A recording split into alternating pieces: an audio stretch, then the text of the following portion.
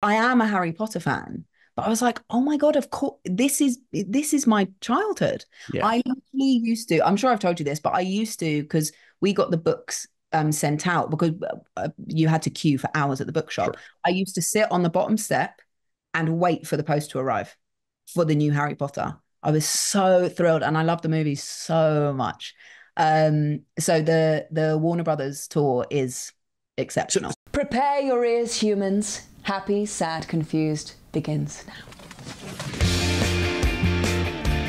I'm Josh Horowitz, and today on Happy, Sad, Confused, Daisy Ridley is a very busy lady. She's out with her third film of the year, which may mean she's a little tired, but selfishly, I'm happy because audiences get three great movies. The latest one is fantastic. It is Magpie. Not only is she the star, producer, the story began with her, and she is back on the podcast where she belongs always. Welcome back, Daisy. It's good to see you. Thanks, Josh. Good to see you.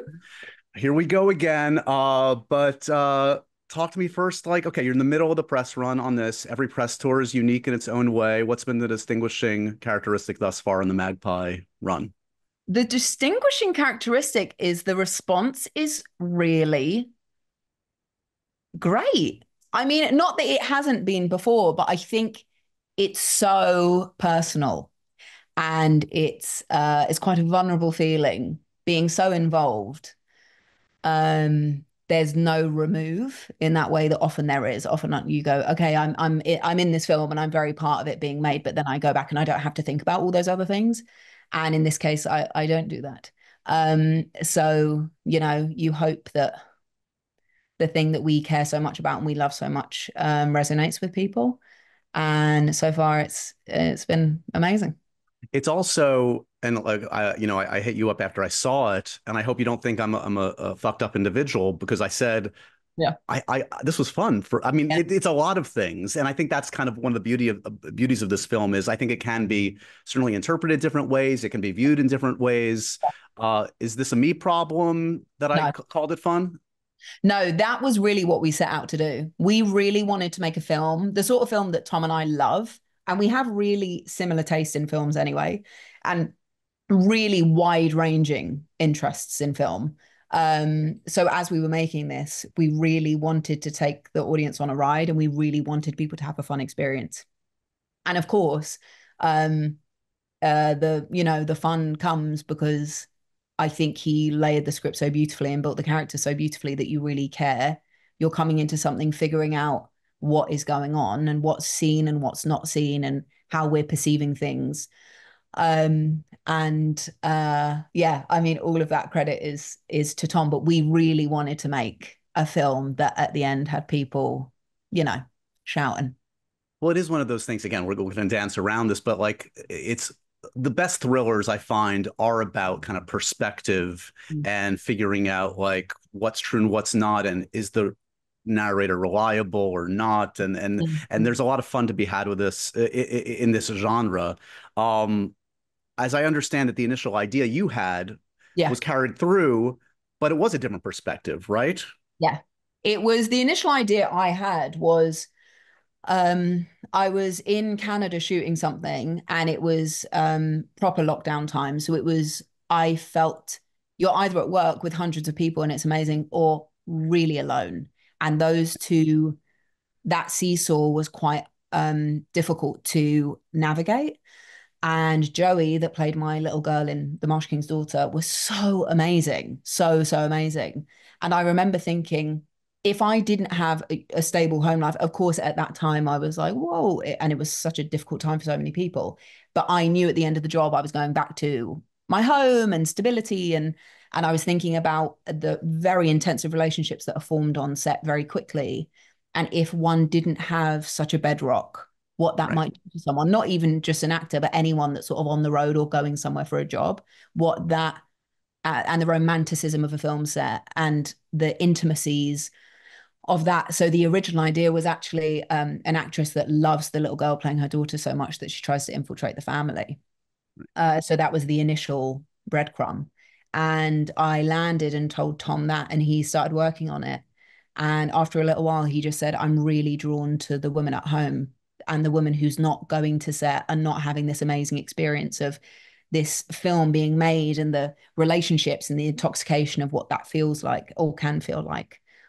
So he really went down that route. And of course, we get to see that the film within the film, which we Right. really wanted to do too, and honor the excitement that it feels to be on set.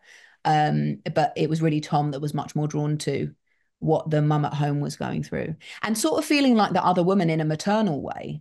If your child, who is really the light of your life, is calling someone else mum at work, even if they know it's not true, that is so trippy. And Joey, who I'd worked with, knew that I wasn't her mum, of course, but she's 6, she's a child, and how bonkers that can be, you know? And so you referenced Tom, obviously your husband who wrote the screenplay of this. I could see like a scenario where he plays the other part of the Mm. couple here. Was that ever discussed? Yeah, we talked about it at the beginning. But I mean, it's already so intimate that the two of us are making it together. And Yeah, already I can imagine people watching going, are they okay? right. So it felt like potentially a step too far. But actually, Tom's longtime friends with Shaz. Got it. So when we were talking about who it might be, we knew we needed someone with all the charisma and warmth that you could imagine why Annette had stayed in the marriage. And you can see why Alicia on set would feel comforted by him, but Yep. also someone that can then really take you on a journey and show something quite different as the film progresses. I mean, there's this endless fascination with couples that work together, and let alone make a film about a couple going through horrible shit. I mean, I guess it takes a secure, happy couple to make a film about a toxic couple, hopefully. Hopefully. I Right. mean, we're good. We're Oh, you're good. good. You're It's good. also funny because my brother and sister-in-law are called Ben and Annette. And we said, and it was just something that Tom was using at the time. And we said, how do you feel about being, the character names? And it's funny, even today, my sister-in-law Annette sent a picture. She has my women's health and she circled Annette. And we kept saying, are you sure? They were like, yeah, yeah, yeah, yeah, yeah. We were like, are you sure it's not a happy couple? They said, yeah, yeah, yeah. And the trailer came out and they were like, oh, okay. So it's So, real family. so what is the handbook if you were writing one for a couple working together on a film to make sure it works and make sure it doesn't cross weird boundaries and is healthy and fun and sustainable?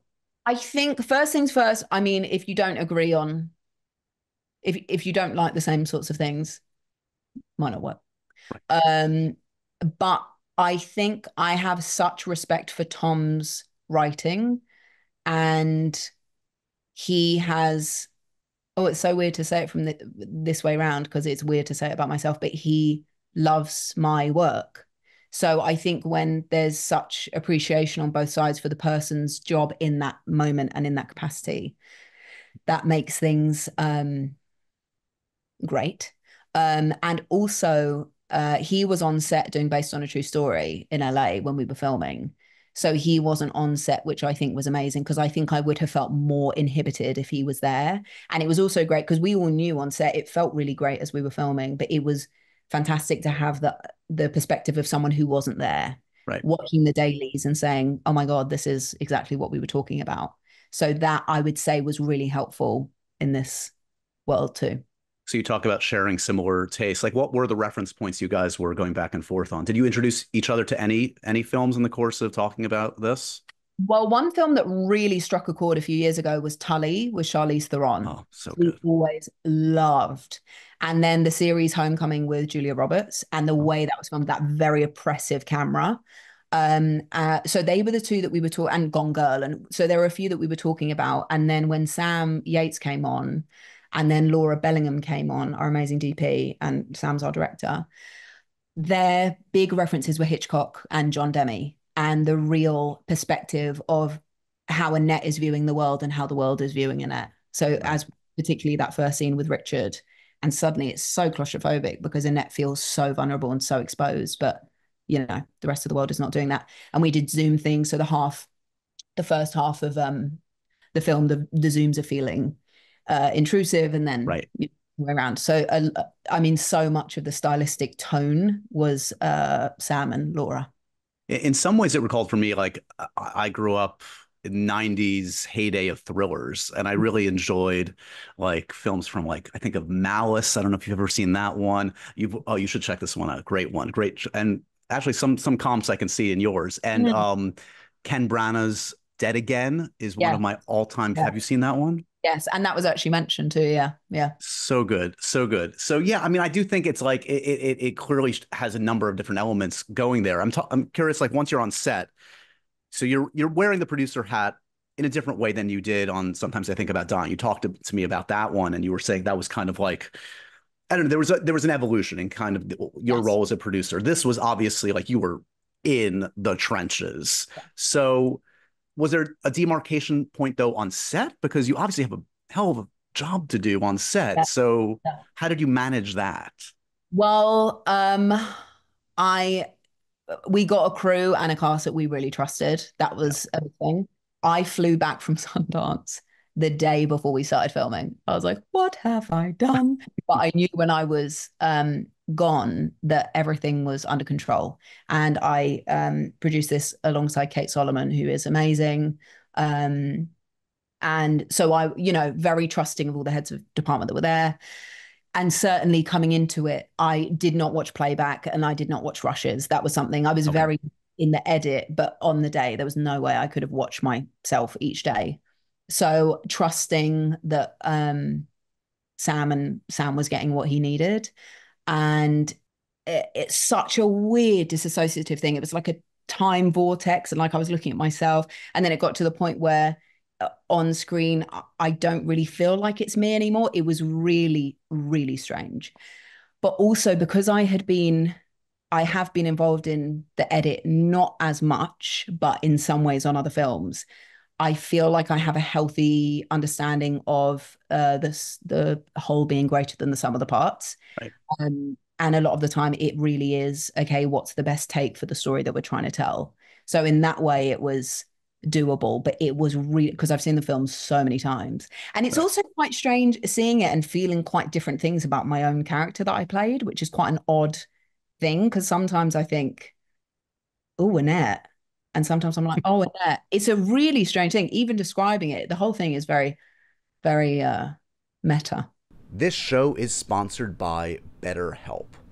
What are you scared by? Because for me, I've got a few, right? I'm scared of flying. I'm scared of spiders. I've got a list. We all have a list. The good thing about this time of year, I guess, is that Halloween lets us have fun with what scares us. But what about those fears that don't involve zombies and ghosts?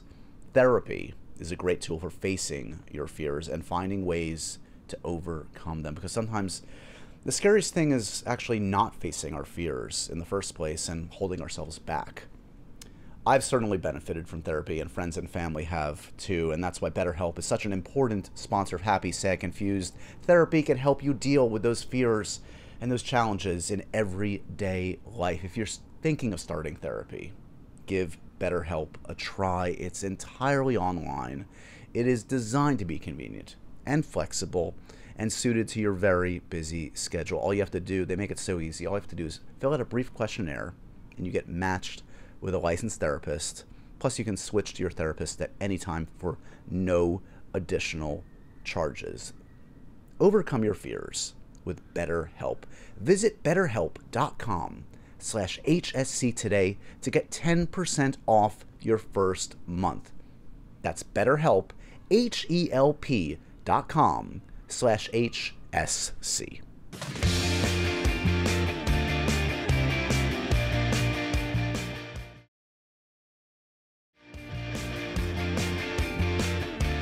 Well, not to mention for anybody even that doesn't have anything to do with the movie, it's going to be a film that rewards a second viewing too. Yeah. It's going to be a fun second watch. Have there been films that jump to mind that changed for you the second time you saw them, or have you revisited them years later as an adult versus a kid? Or On second viewing. yeah, Strangely, I watch Love Actually every year. And even last year, there were things I noticed that I hadn't noticed before. Like when Thomas Brody Sangster calls Liam Neeson dad. And I was like, oh my God. There were times that I hadn't noticed that. So I really love watching things on second. I really love the second go around. well, But this, there's also the reevaluation of Andrew Lincoln's character, obviously, that's happened in years yeah, since. yeah. Those are hard. enough now. What a line. Um, but Sorry, I this, interrupted you. Yeah, go ahead. oh no, that's all right. This was also certainly something that we wanted people on second viewing to think, okay, and we didn't cheat. Yeah. We wanted to make sure that we were honoring timelines and storylines, and which we absolutely did do. So you referenced this earlier. I want to return to kind of like I'm always fascinated by the environment on set, that kind of circus atmosphere that like only happens for a couple months, 6 weeks, 6 months, whatever it is, and you form this crazy family that you're super intimate and will never replicate necessarily again. I mean, and I'm always fascinated by like those early experiences for actors when maybe they think they're going to be lifelong best friends with everybody they've worked with on Mm. that set, and then it starts to dawn on them, oh shit, this is just I might keep some of these folks in my life, but I'm going on to off to the next circus. Do you remember that kind of early in the career, kind of like understanding this is precious, this is happening now, but I leave this behind and then I go back to real life?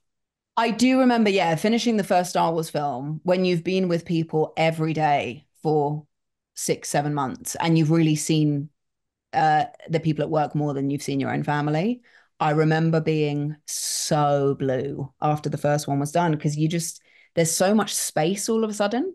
And it's and particularly in a job, I mean, as you well know, when you don't have a set schedule all the time, that when you do have one, it's so comforting. So seeing the same face at the same time, speaking to the same people at the same moment of the day, there's something so wonderful about a schedule, really, in amongst all of the busyness.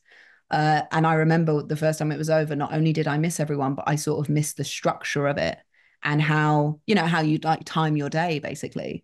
Um, Also this glorious excuse to like escape responsibility. Like, oh, I'm on set for the next 3 months and like I'll see you in 3 months, family, friends. It's kind of like a bad cop out, but I know actors say that sometimes it's like I go away and then I come back to the laundry in real life. well, it's weird because I love coming back to the real life on weekends. And I think it's that strange thing of the weekend time. I would imagine if we finished on the Friday, the weekend would have been fine, and then the Monday would have been Right. like, what is going on? Um, but yeah, it becomes more, and I remember people that were more experienced than me telling me that it was going to be a strange feeling. Yeah. Um, yeah, it's and actually, someone I worked with last year, it was his first like big writing gig on a film, and I did remember warning him that it would be a really strange thing when we wrapped. And we're of course great friends, but it's I think just the intimacy of those sets and how yeah those bonds that are built so quickly. What was your rap speech on this better than your one at the end of Star Wars? Your blubbering mess on Star Wars? I don't know if that footage was ever shown. You It's described it to me. I don't think I've ever seen it. Yeah. I've never seen it, and I mean, uh, my You rap. kept it together this time? Yeah. Yeah, we had a little drink thing in a ping pong club, um, and we said a little thank you. But it's also one of those things. I'm a real processor. It takes me a while to process the things. So I think, and always, of course, after the fact, you think about all the things you should have said. So I remember at the wrap party saying what I hoped were adequate words, and then thinking it just doesn't feel adequate when you and I think this film really is built on love and relationships in that people have really helped us along the way, really. I mean, you doing this, but people doing Q&As for us, and it just like from start to finish, the producers on Sometimes I Think About Dying were helping me figure out financing because that was something I didn't know.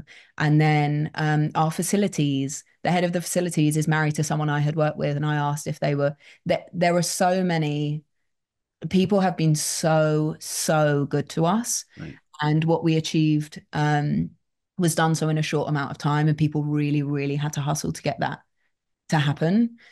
So it's I don't honestly know that I'll ever adequately be able to thank people for it because it's really been an amazing experience of people really being good to each other. And also, I really wanted, because people were working so hard, more so than ever, you really want to honor people's work on Yeah. screen. And you want people to go, yeah, I was fucking part of that. Yeah. Um, Well, and also, I don't know what your budget was, how many shooting days, but I can't imagine it was gigantic. But what's on the screen is a very accomplished piece of work. It's yeah, yeah, impressive and job that all is around. down to people who are phenomenal at their jobs coming on board and being incredibly gung ho to shoot many pages a day and get things done. And um, yeah, so the cast and crew on this, big love. So you've obviously been producing a lot lately. All three films, I think, this past year you were a producer on, as I understand it. How much of that is born out of starting to want to try new things, and how much of it is born out of experiences in the past where it would have been nice to have a seat at the table and had more of a voice in the production? I really feel like I've always had a voice, and certainly starting filming at 21 on a big old film where um, it's not necessarily, now I know it's not necessarily the case, the experience I had, but Right. feeling collaborated with and feeling heard and understood and seen. It's something that was so intrinsically part of everything that I never questioned that. So actually, I was always given a seat at the table before I knew what that seat was. Right. Um, so that's something that I've always really loved. I've really loved to be to collaborate and have conversations about things and feelings um and so sometimes I think about dying. That came because I read the script early and was there sort of when the financing was being put together. But again, you when you trust the people that you're working with, you just go, oh, this is amazing, and can concentrate on the performance and let all the grown-ups do the grown-ups thing while you're doing that. Um, and Young Woman in the Sea, I was already given that seat at the table, but it was wonderful to have the credit after that. But it was funny because I did this film, We Buried the Dead, this year with Zach Kilditch directing. And I remember coming to set and I was like, guys, I'm not producing on this one. I'm just going to take time. I'm going to sit down. You give me my lines, Yeah. I'll do lines and I'll do it. Give me the Honestly, axe. Tell me where to go. give me the axe and tell me which zombie to run away from. And literally every morning I was like, Zach, just had a thought. So now I'm like Can't turn it off. a control enthusiast. And I Control also feel, enthusiast, not a control yeah, freak. She's a control enthusiast. control enthusiast. Yeah. And I feel like in terms of the editing of it too, I like to think I have a good understanding of what um, the whole might be. And so really I have 9 times out of 10 felt incredibly uh, like I'm at the table. I'm somewhat surprised we haven't seen you do a television series yet. Everybody's doing it. Or have you been tempted? Is it just not seeing the right project? Is it I've tried. okay? Yeah, I've tried. There are a few things that were supposed to happen and didn't. And Do we need to manifest? Do I manifest a White Lotus for you? The oh my Bear? Do you need God, True White Lotus. Detective? What do you want? What are you looking for? The things that I am hoping eventually will come to fruition are fantastic. And I actually read a writer that I had worked with previously on something else. He sent me the first episode of something that he's written that is phenomenal. And that is quite early days, but there are some real, I mean, I'd love to do TV. I'd really love to. What have you been watching, movie or TV wise? TV wise, obviously just finished Only Murders in the Building and Slow Horses. Hugo Weaving. Legend. Have you ever worked with Hugo? What a presence. Yeah. What a presence. Also, how does his face fit so well everything? He's got a You're good like, face. He's got a good Elf, mug. Elf, Yeah. Agent Smith, Slow Horses, yeah. Love Slow Horses, love Only Murders in the Building. And just started Fargo because I've been meaning to see it with Juno Temple. And I've downloaded True Detective. I'm quite when we're home, I'm really looking forward to some really good stuff. And then cinema wise, of course, desperate to see Honora, Amelia Perez. Yeah. Um, Want to see Smile 2, want to see Joker 2, all of the things that I've missed over the last few weeks. I'm really looking forward to seeing. Current actors on the short list that you're obsessed with? I think you could respond this in my Saoirse interview. You're in. I mean, who doesn't love Saoirse? Come on. But just like the whole person, the I whole know. I know. just delightful. Honestly, your guys' interview, I was like, I could literally listen to her talk for 300 hours. What an actress, what a person. Um, oh my God. Julia Roberts, always there, Right. always there. Someone I love in the UK, Nicola Walker. Amazing. I mean, there are so many phenomenal people, so many. Um, Have you met your Star Wars mom yet? Have you broken bread with Jodie Comer? well, Tom just did a film with her. Yeah, so he's in Ken's new film. So it's quite funny. So Tom did a film with Billy Howell. So he's worked with my Star Wars dad. And then he did a film with Jodie, so my Star Wars mum. We Amazing. met once on set super briefly, and I Okay. remember she smelled really nice. She was wearing, I don't know what perfume she was wearing, but I was like, oh my God. And I was really in awe, really. I think I was a bumbling fool. But Tom just had an amazing experience with her. Because I asked him not to tell me what the film is about. So I'm Right. really looking forward to seeing that film. Oh, very cool. I think you just missed your buddy John Boyega. He was in town I for New York Comic. know. Yeah, he's gone. I think he's He's gone. gone. Yeah. Time to see Adam Driver's play while you're here, or no? Is he in a play right now? Yeah, he's going to play here. Cancel What's your plans.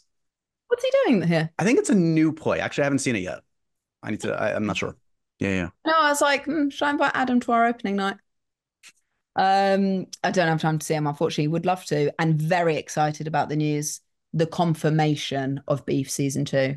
Yes, that cast is insane. That's so good, so good. Oscar Carey, right? Yeah, yeah, yeah. I still have never had the extensive Adam Driver conversation. You're gonna have to help me out with that at some point. Has he ever sent you an emoji? Is he a texter? I want to just get the vibe of Adam Driver because he's an enigma to me. We haven't spoken in a little time, but I never received an emoji. Least surprising news ever. Yeah, yeah, never received. He had been to my parents' house for dinner. Okay, He was a delightful dinner guest, I'm sure. but not an emoji. Yeah. Maybe he is now. Maybe he's changed. Now he sends gifs, Yeah, memes. He loves it all. a light-hearted lol.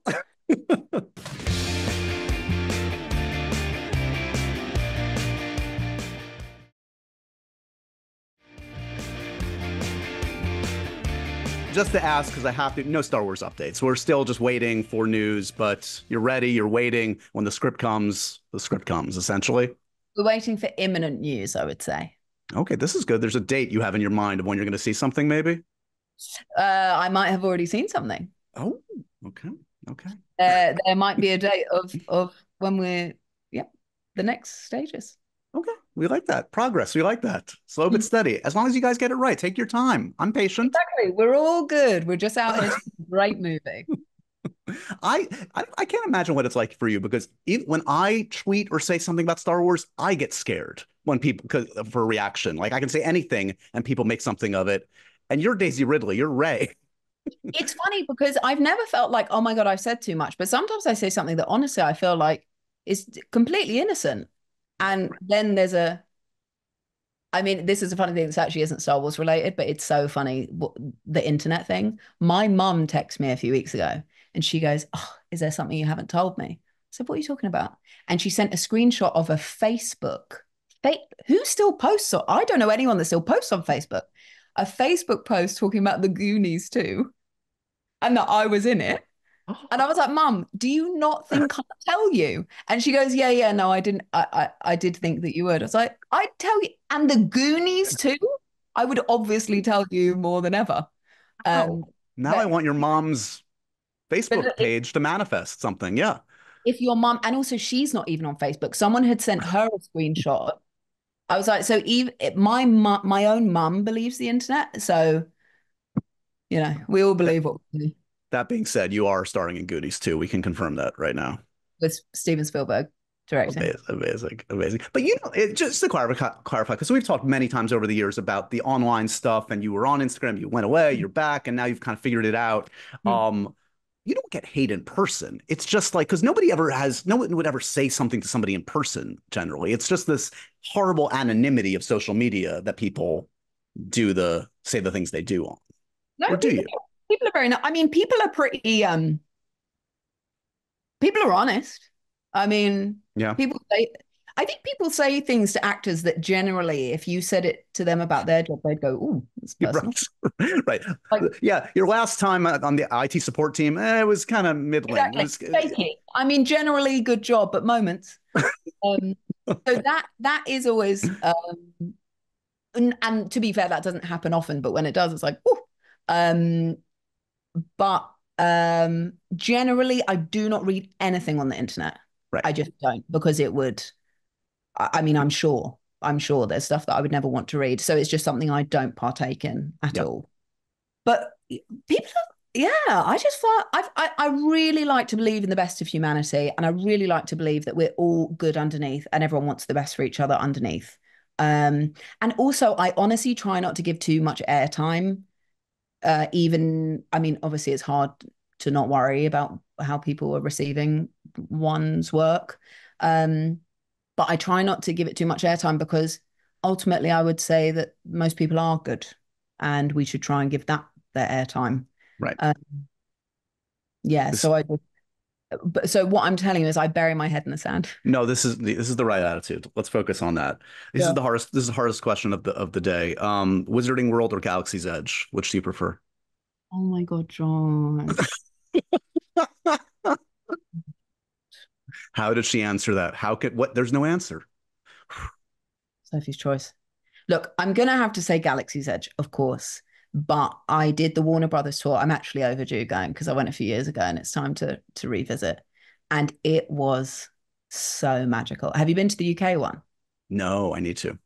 It is amazing. And it's funny because I always like I am a Harry Potter fan, but I was like, oh my God, of course, this is my childhood. Yeah, I literally used to, I'm sure I've told you this, but I used to because we got the books sent out because you had to queue for hours at the bookshop. sure. I used to sit on the bottom step and wait for the post to arrive for the new Harry Potter. I was so thrilled and I love the movie so much. So the Warner Brothers tour is So exceptional. is that the studio tour, or Yeah, is, oh, that's what I need to do, the yeah, Leavesden thing? Yeah, yeah. yeah, yeah, And yeah. you do up in front of the broomstick and it comes up and you go to Ollivander's. Oh my God, it's so good. Speaking of stuff in the UK, by now you know the difference between me and Ali Plum, right? You know we're two different people. I just want to make sure. Brilliant. Of course. That is brilliant. He's younger and talks funny. That's the biggest difference between the two of us. It's funny. Mhm. Yeah, yeah, yeah. Since you've answered the happy, sad, confused, profoundly random questions before, I have a few new ones to throw at you before I let you go. Okay. What's the strangest thing, most extreme length you've gone to prepare for a role? Can you think of some unusual, or it could be for an audition? In retrospect, that was kind of a strange thing or an extreme thing I did. Interesting. Oh, I mean, I got my friend to French plait my hair for the Star Wars audition, which wasn't extreme. I just remember thinking that might be good. And then actually, I was sent away. I like to be early. To me, on time is late. I really like to be early to everything. And I was so early that I was sent away. They literally said, "Go away and come back at your time. This is crazy. You can't wait here for an hour." Um, Otherwise, I don't know if I've gone to too many extremes. I would say. I mean, sometimes it's justified. I mean, young woman in the sea, you have to put the training in. That's not an extreme. That's just part of the job. That's Yeah, and there are some things that I try not to think too much about until I'm there because yeah, I don't like open water, and that was something I knew I had to overcome, but I just thought I'll do it when I get there. right. And Martin Campbell's film Cleaner that I made last year, I also don't like heights, so that was something that playing a window cleaner not ideal. And I remember thinking I trained as much as possible and tried to pretend that I wasn't going to have to be hoisted up at any point, and then sort of overcame that on the day. Is there a film of yours for any reason you wish you could have a do-over at? Performance, experience, you would went in with a different attitude or something?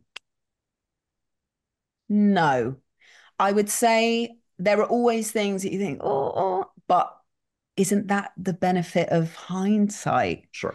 So I feel like everything means something, whether it's work wise, whether it's figuring out how many takes you have in you when there's nothing left in the tank, sort of thing. Um, uh, Yeah, so there are films that have been tricky emotionally to actually get through the shoot. But um yeah, it feels like it was probably all for a reason. Right. Do you have a recurring dream or nightmare that's popped up in your life? A recurring dream or a nightmare? Oh, interesting. I weirdly do have one. God. That is I'm on my parents' road and I can see the doors open and light spilling out, but I can't get there. Yeah. What Hmm. does that Need to get my psychiatry degree to get back to you on that one. any Jungian specialist self? Exactly. Yeah. And finally, is there a line of yours that you will never forget from a film? It was just so hard to like internalize gobbledygook from Star Wars that was just so like, really? What are we saying this? Like, on your deathbed are you going to remember? What line? Oh, okay. I'm going to shout out my friend Richard, whose birthday it was yesterday, actually. So he came to, here's another Star Wars one. He came to, and I remember the line because he takes a piss out of me for it. He came to set one day and I had never had a set visit before. So it was all very exciting. And there was a line I said that I don't actually think made it into the film. And it was, it's the map. It's the whole map. And he rinses the shit out of me. He'll literally at times go, it's the map. It's the whole map. So that I remember for honestly the earnestness for which I was Right. performing it and his perception of that. It works in every occasion. It's Yep. the map, the It's whole map. exactly is the whole map. Amazing. All right, we spread the good word today. You said before, like it's fun to talk about the big stuff that has the whole marketing push behind it, but I always love catching up with the folks that I know and love that do the passion projects, and this one clearly is. And the great news is it's not only a passion project, it works. It's a great piece of work. Everybody should check out Magpie, support Daisy and great filmmaking. Good luck on the publicity tour. Thank, And I'll see you on the next one. You know I'm here for you. thank you so much, Josh. And so ends another edition of Happy, Sad, Confused. Remember to review, rate, and subscribe to this show on iTunes or wherever you get your podcasts. I'm a big podcast person. I'm Daisy Ridley, and I definitely wasn't pressured to do this by Josh.